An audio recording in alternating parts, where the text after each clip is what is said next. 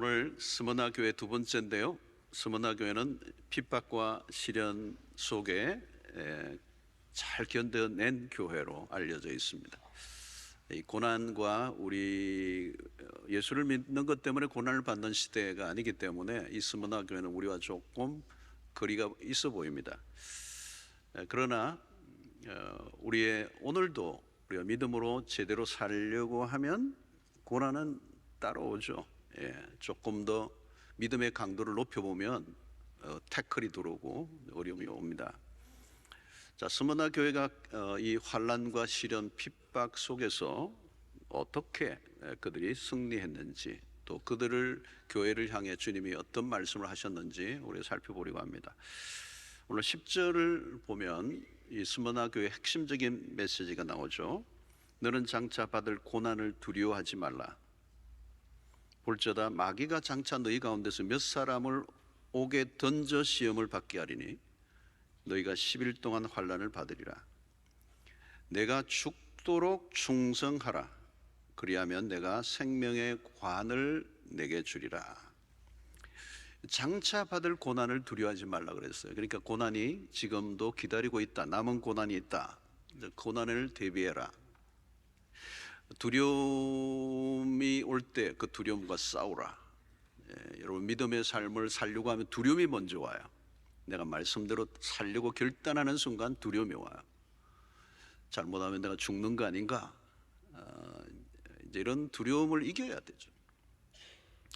그런데 오늘 스머나 교회에 주신 핵심적인 메시지는 오늘 이 부분이요. 내가 죽도록 충성하라. 이 충성이라는 단어가 나옵니다. 죽도록 충성하라. 스머나 교회가 있는 그 시대는 로마의 황제의 지배하에 있었기 때문에 이 충성이라는 단어는 황제에게 그들이 황제를 떠올리게 하는 거죠. 결국 누구에게 충성할 것인가는 우리의 삶에 매우 중요한 주제입니다. 성경에서도 이 피스토스라고 하는 이 충성이라는 단어, 신실하다, 또 믿을만하다.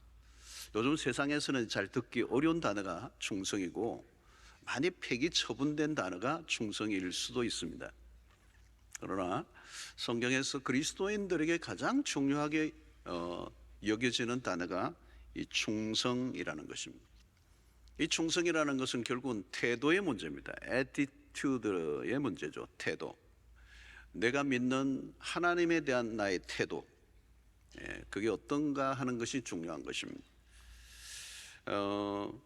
마태복음 25장 23절에 이 말씀이 그 주인이 이르되 잘하였도다 착하고 충성된 종아 내가 적은 일에 충성하였음에 내가 많은 것을 내게 맡기리니 내 주인의 즐거움에 참여할지어다. 적은 일에 충성했는데 많은 걸 맡기겠다는 거예요. 그러니까 누가 많은 것을 맡길 수 있는 사람이 누구냐? 적은 일에 충성한 사람이에요. 우리가 흔히 좀 큰 일을 맡으면 기분이 좋아요. 근데 좀 작은 별거 아닌 것 같은 걸 맡기면 기분이 나빠져. 내가 이거 할 사람이야? 나에게 이런 일을 맡기다니 고작? 그게 아니라는 거죠. 그러니까 이 충성은 큰 일을 맡았던 작은 일을 맡았던 동일한 태도를 가진 사람을 우리는 충성이라고 말해요. 그러니까 어떤 사람을 만나든지 누구에게든지 그 일이 작든지 큰 일이든지 동일한 모습을 보이는 거, 이게 충성인데 이 태도의 문제라는 거예요. 태도에. 그러면 소림사에 가면 무술을 가르쳐 주지 않는다는 거예요. 네, 빗자루질하는 거예요. 그러니까 한 1년쯤 빗자루질 하면 이제는 되나 그러는데 부엌으로 가라 해요. 그러면 다 도망을 가버려. 그럼 몇 명만 남으면 그 몇 명만 남은 사람이 부엌에서 열심히 설거지하면 한 1년 하면 이제 2년쯤 되면 무술을 가르쳐 주나 안 가르쳐 주는 거. 그럼 또 집에 가고 다 집에 가버려요. 끝까지 남은 사람을 이제 무술을 가르쳐 주는 거예요. 태도를 가르치는 거겠죠. 기술을 익히는 게 중요하지 않고 태도를 가르치는. 태도가 바르지 않으면 기술은 의미가 없으니까. 그 검으로 무술을 배워서 누구를 죽이려고 배우겠습니까? 이 태도를 가르쳐 주는 거죠. 이 태도는 작은 일을 할 때라는 거예요. 자, 그런데 오늘 이 충성은, 성경에 말씀하는 이 충성은 훨씬 더 강력해요. 이 스므나에게 주신 죽도록 충성하라는 것. 자, 여러분, 이 죽도록 충성하라는 말은 죽을 때까지 당신의 태도, 그 주님에 대한 태도를 바꾸지 않는 것이를 말하는 거예요. 죽을 때까지 너의 믿음을 지켜가라는 거예요. 이게 충성이라는 거예요. 죽도록 충성하라는 말의 첫 번째 의미입니다. 자, 그런데 이게 쉬울까요? 어려워요. 자, 믿음을 지키는데 핍박이 오고, 믿음을 지키려고 하는데 가난이 계속돼. 그러면 어떻습니까? 도중에 하차하고 싶은 거예요. 그만두고 내가 이렇게까지 믿어도 되나? 여러분, 우리가 믿음의 길을 걸어가면 유혹이 옵니다. 그냥 그쯤 해, 대충 해. 처음에는 열심히 하려고 했는데 어느 순간 보면 타협을 하는 거죠. 타협. 유혹이 찾아오는 겁니다. 여러분, 믿음이 좋으면 유혹이 없을까요? 믿음이 좋으면 좋은 대로 또 다른 유혹이 와요. 그러니까 계속 다르게 살아가려고 하면 핍박이 오는 겁니다. 그러니까 주님은 죽도록 충성하라. 그 말은 믿음을 지킬 때 목숨을 요구하는 일들이 일어나기 때문에 주신 말씀이죠. 생명을 요구할 수 있는 순간도 올 수 있다는 거예요. 그러면 죽는 일이 있어도 끝까지 가라는 거예요. 자, 스므나 교회에 있었던 그 시대는 이 유대인의 회당, 이들이 마귀의 짓을 했는데 밀고를 했단 말이에요. 로마의 황제에게 절을 하지 않는다. 이들을 잡아 가두라. 이렇게 고소 고발을 했거든요. 그러면 믿음을 지키다가 예배를 드리다가 핍박이 오면 도망을 가야 되잖아요. 또 잡혀가기도 하고. 그러면 예배를 중단해야 되는데 예배를 중단하지 않는 거예요. 도망을 가면 도망을 가서 예배를 드리고, 토굴에 굴 안에 들어가 숨어서 예배를 드리고, 또 잡혀가고 또 잡혀가도 그것을 그만두지 않는, 죽도록 충성하는 거예요. 나중에는 지하의 카타콤, 여러분들이 로마에 가면 반드시 가봐야 될 것이 카타콤이, 믿음의 사람들이 피신을 하고 피신을 하는데 피신할 데가 없는 거예요. 피신할 건 땅속밖에 없으니까 땅을 파고 들어가는데 땅속이 도시가 돼. 도시. 얼마나 팠는지. 그러니까 아무리 핍박이 와도 내 믿음을 멈출 수 없다는 겁니다. 죽도록 충성한다는, 생명을 걸고. 그러니까 여기 죽도록 충성하라는 말의 의미는 생명을 걸고 충성하라는 거예요. 여러분, 우리가 이 말은 좀 겁이 나는 얘기예요. 너가 죽도록 생명을 걸고 충성하라, 얼마나 겁이 나는 얘기입니다. 그런데 여러분, 염려하지 마십시오. 생명이 걸 일을 발견한 사람만 생명을 걸 수가 있습니다. 아무나 걸고 싶다고 걸어지지도 않아요. 뭐 어떻게 그게 가능이나 하겠습니까? 여러분, 근데 세상을 살다 보면 어이없게도 내가 생명을 걸어야 될 일이 아닌데 그런 사람들 많아요. 뭐 그런 일이 얼마나 많아요. 여러분, 운전하다가도 누가 고속도로에서 좀 앞질러 갔다고 막 따라가는 거, 생명 걸고 가는 거잖아요. 생명 걸 일을 만난 사람이 진짜 생명을 거는 거죠. 그러니까 서문화 교인들은 그걸 보였다는 거죠. 대표적인 사람이 누굽니까? 지난주에 살펴봤던 폴리갑이라는 감독입니다. 86세까지 하나님 앞에서 충성된 모습을 보이다가 어떻게 해요? 순교를 당한 거예요. 죽도록 충성한 것을 보여준 모델이 폴리갑. 그 외에도 무수한 그리스도인들. 그러니까 여러분, 이 충성이라는 단어는 가벼운 단어가 아니에요. 비장한 단어입니다. 타협하라는 유혹. 타협하면 어떻게 되죠? 배교입니다. 배교. 하나님을 떠나는 거잖아요. 마귀는 끊임없이 우리에게 배교의 길로 안내합니다. 그리고 2000년 역사에 수많은 사람들이 배교의 길을 걸었습니다. 쉬운 길을 가라고. 여러분, 우리 한국의 이 일제시대에도 신사참배 거부하면 감옥에 가두고, 우리 유명한 주기철 목사님 뭐 그냥 고문을 당하고 고문을 당하다 죽는 거죠. 쉬운 길을 가라는 거죠. 여러분, 신사참배가 있었을 때도 얼마나 많은 회유가 있었는지 모릅니다. 거기에는 유명한 학자들도 동원이 됐어요. 그리고 교회 지도자들을 설득하는 거예요. 그냥 국민 의례야. 국민 의례라고. 그러니까 그냥 한번 고개 숙이는 게 그게 뭐 대단한 거냐. 아무것도 아니다. 여러분, 막 이 신학자가 설득하면요, 교회 지도자들이 많이 무너졌어요. 여러분, 그건 절하는, 그냥 한번 고개 숙이는 게 아니에요. 신사를 참배하는데 많은 사람이 참여하는, 쉬운 길을 가라는 거예요. 여러분, 하나님은 충성된 자를 찾습니다. 이 충성은 사실 머리가 아니에요. 머리가 아닙니다. 세상은 능력 있는 사람을 찾죠. 그러나 하나님의 나라는 충성된 자를 찾습니다. 머리 좋은 사람은 자기의 왕국을 세우는 사람들이에요. 끝내 자기의 왕국을 세우는 거예요. 그래서 여러분, 예수님의 제자 중에 가룟 유다는 유독 머리가 좋아요. 그래서 동꾀를 맡았잖아요. 그러니까 산수 깨나 하는 사람이 다 시골 갈릴리 출신인데 가룟 유다는 머리가 있는 거예요. 자기의 왕국을 꿈꾸는 거예요. 자기의 길을 가는데 예수가 걸림돌이 됩니다. 여러분, 신앙은 머리로는 한계가 있습니다. 충성되면 머리가 아닙니다. 그러니까 똑똑한 사람은 자기의 목소리를 내잖아요. 왜 충성인가? 이 하나님과의 관계성에 있어서 우리가, 여러분, 이 말씀 앞에서는 우리는 아멘일 수밖에 없거든요. 우리가 성경을 바꿀 수가 없어. 하나님의 뜻을 우리가 조정할 수가 없습니다.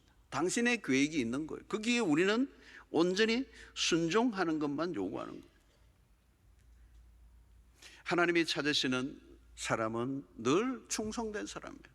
시편 101편 6절에 보면 내 눈이 이 땅에 충성된 자를 살펴 나와 함께 살게 하리니 완전한 길에 행하는 자가 나를 따르리로다. 충성된 자를 찾는다는 거예요. 그러니까 하나님이 찾는데 한 사람이 나와요. 민수기 12장 7절에 보니까 내 종 모세와는 그렇지 아니하니 그는 내 온 집에 충성함이라. 모세가 충성된 자예요. 고린도전서 4장 2절에 그리고 맡은 자들에게 구할 것은 충성이니라 그랬어요.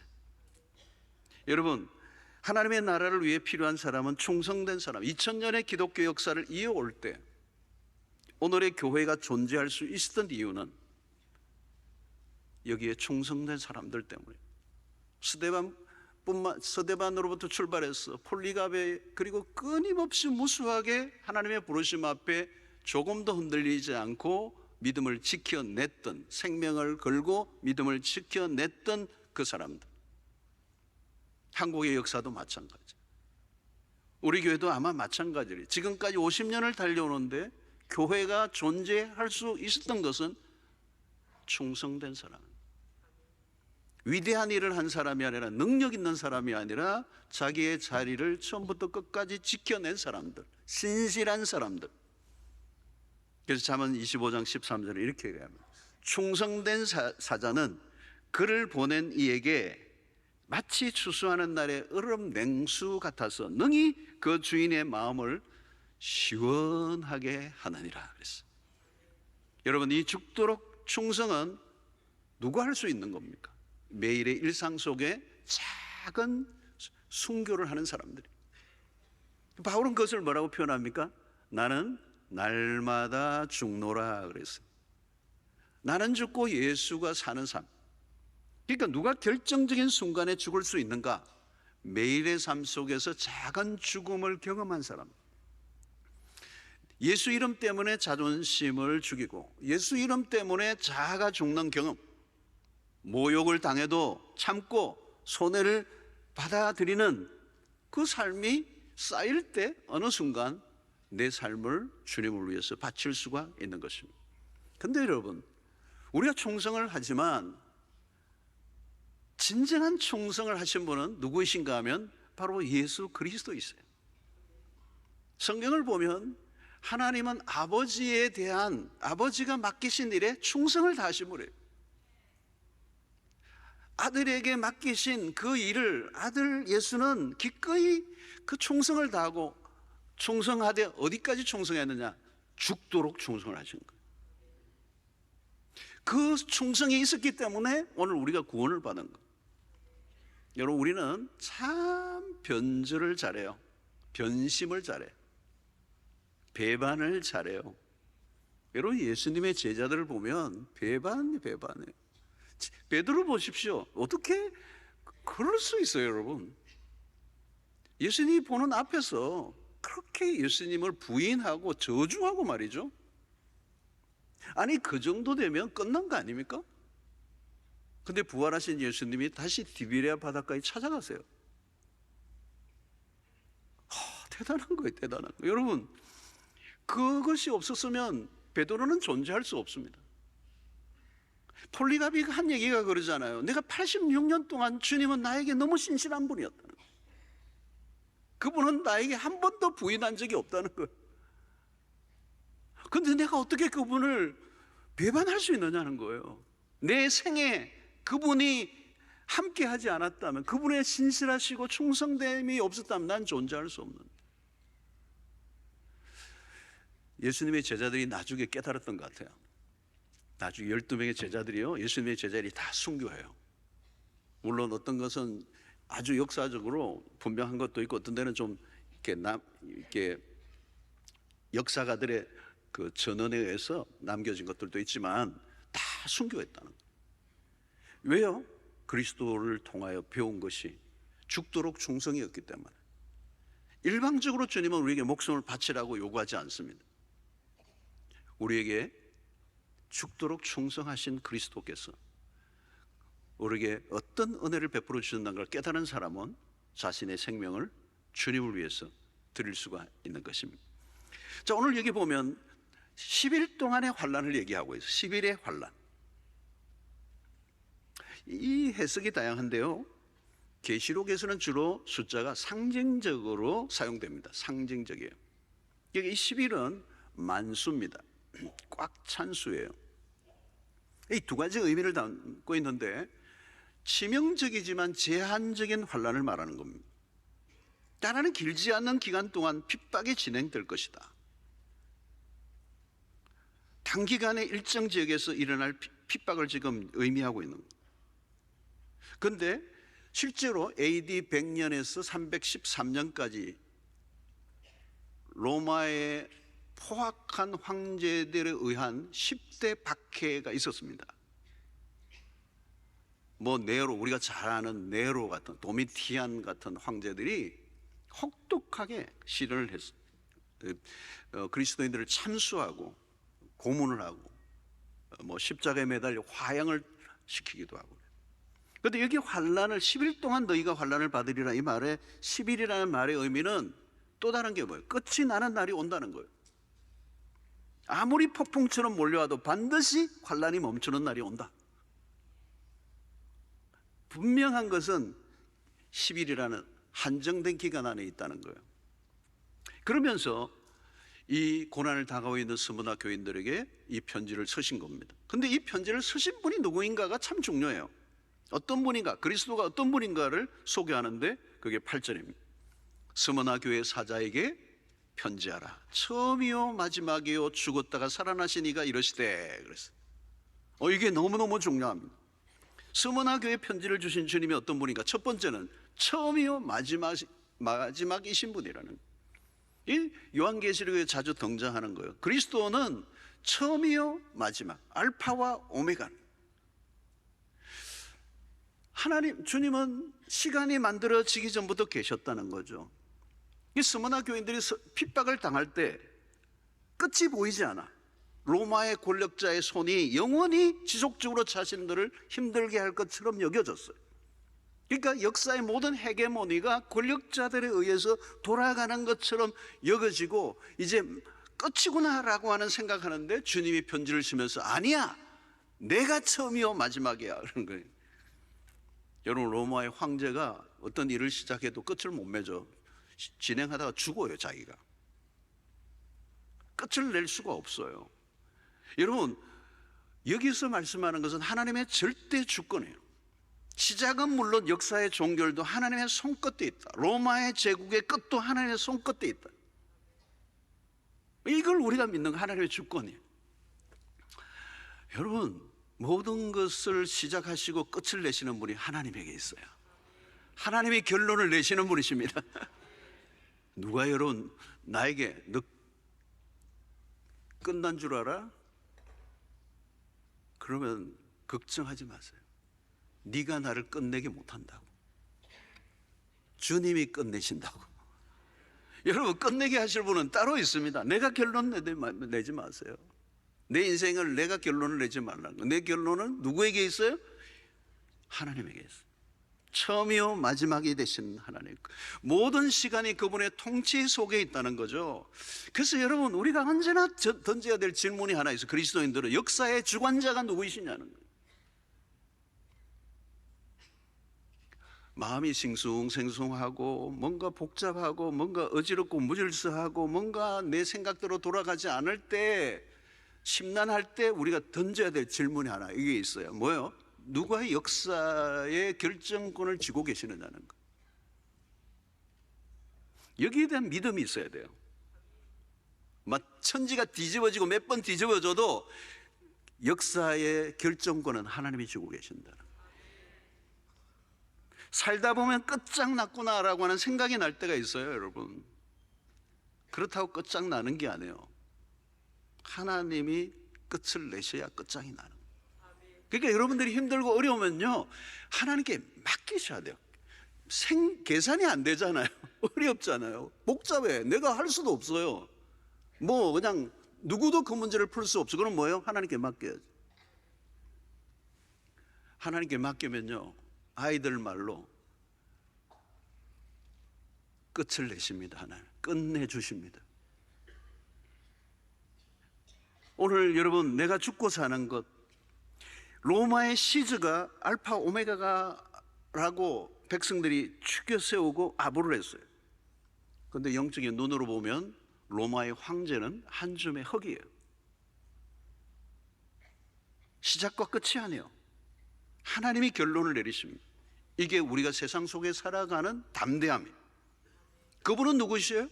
로마서 8장 28절에 의하면 우리가 알거니와 하나님을 사랑하는 자, 곧 그의 뜻대로 부르심을 입은 자들에게는 모든 것이 합력하여 선을 이루나니라 그랬어요.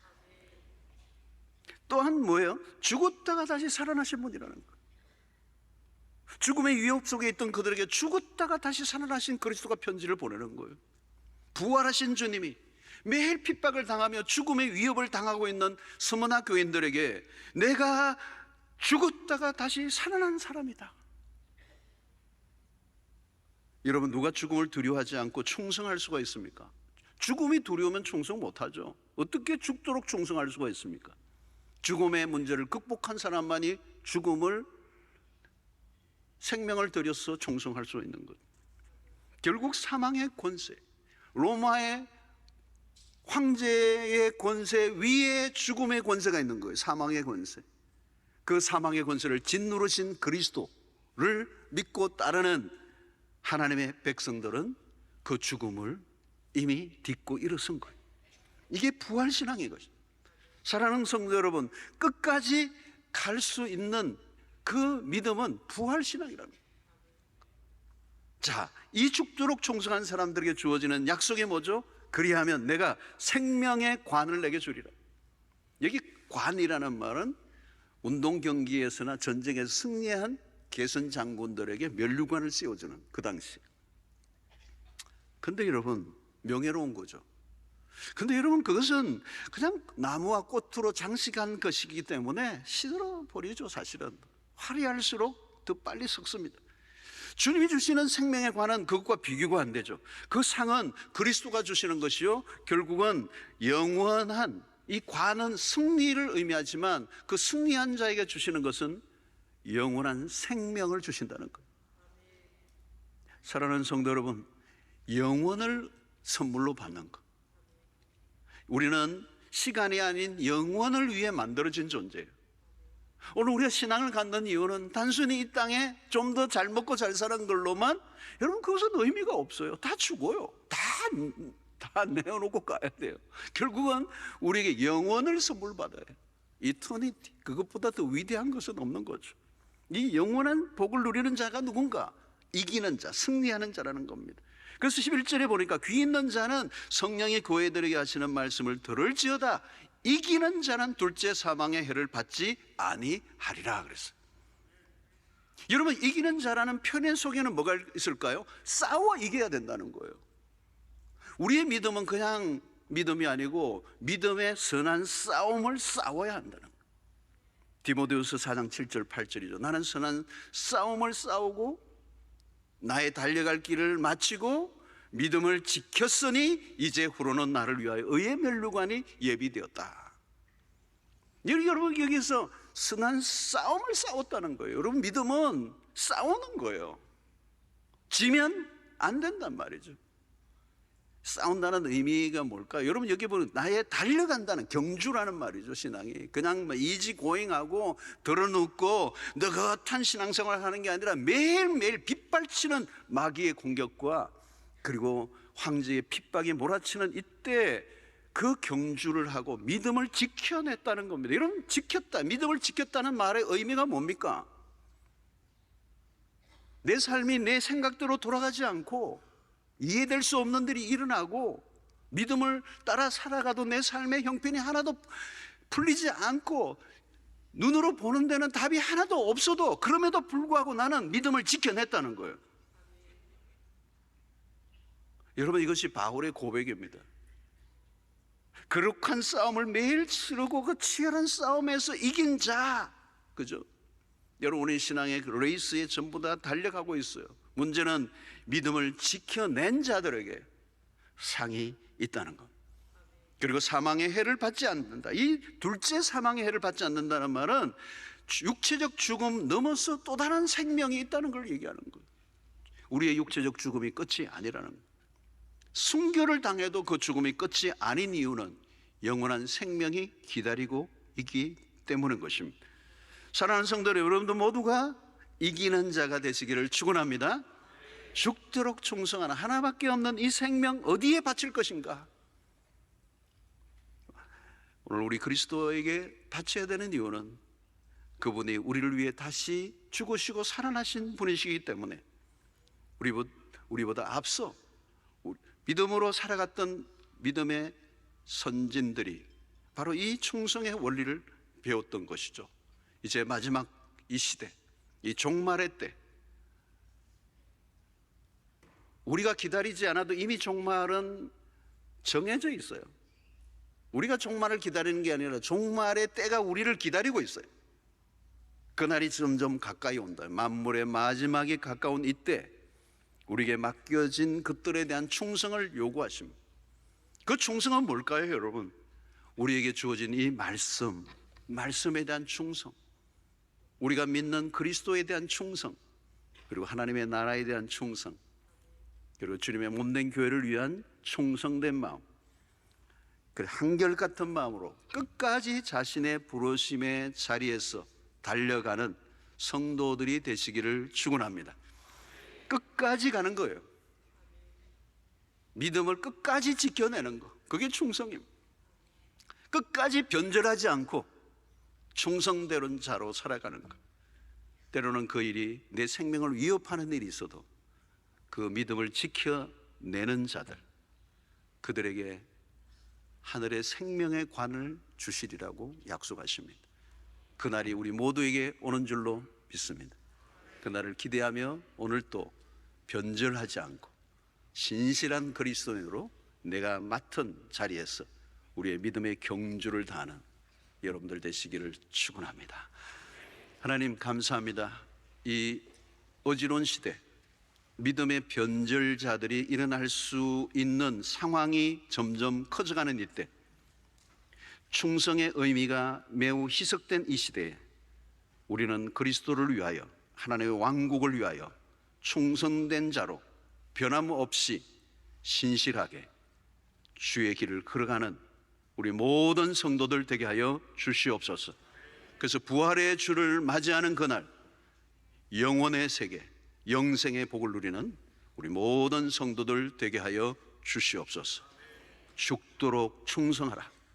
그리하면 내가 생명의 면류관을 주리라 약속하신 그 약속을 모두 거머쥐는 주의 신실한 성도들 되게 해주시기를 원하옵고 예수님의 이름으로 기도하옵나이다.